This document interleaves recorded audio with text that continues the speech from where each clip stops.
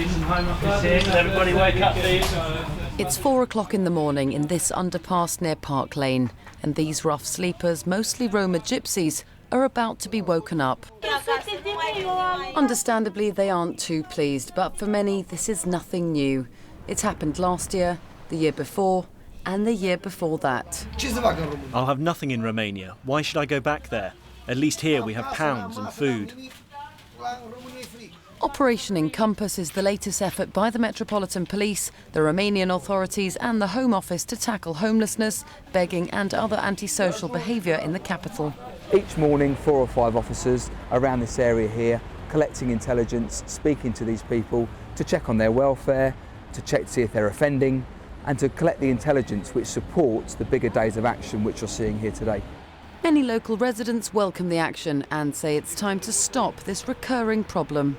It drags down an area that should be a showpiece for London, so it affects all those who have businesses there, who work there, who live there, and even the visitors to the area.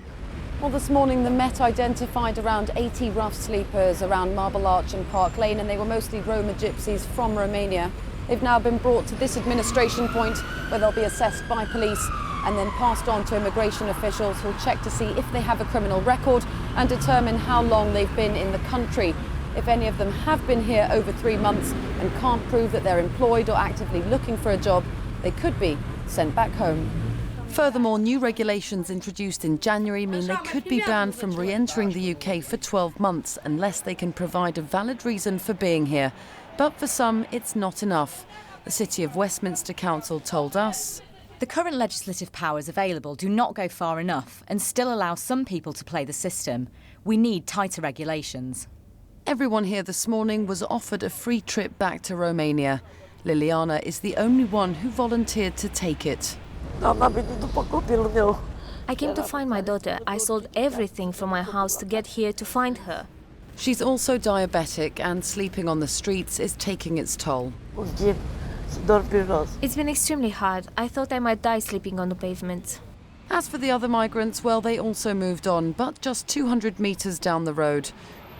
It's not hard to see why they're so reluctant to leave. No running water and no electricity. This footage, filmed by BBC London in Romania last year, shows the kind of conditions many would have to return to. These raids are clearly not a long-term solution. You're trying to break centuries of distrust, systematic persecution and discrimination. And so this is going to take time, and it needs help for the Roma community to come together, to voice their needs. Sleeping in doorways and packing up their lives every few days is a small price to pay for living in the capital. For most, it beats the bleak prospect of returning back home. Emilia Papadopoulos, BBC London News.